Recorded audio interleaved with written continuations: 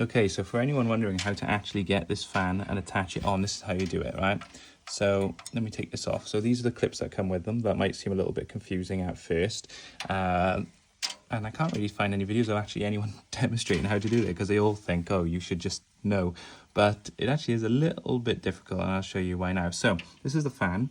On the fan, you should have arrows. I can't remember where the arrows are on this one, but you'll have arrows, and they will basically say which way I think it should go in and which way the airflow is. So if you've got an arrow pointing left, that means the air comes through it, gets sucked in from the left. If it's on the right, it gets sucked in on the right. So just make sure that is right with the fan. So I've got my fan here, and that fan is exhausting air out that way, sucking air in. So that means I should have the fan pointing that way as well, because these fans suck air in. So everything should be, going through the case. This shouldn't be the opposite way of fighting it. So the arrows on there will show you how to do that.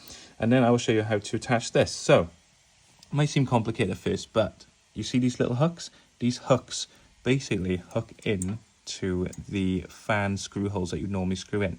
And then you literally pull this, all right?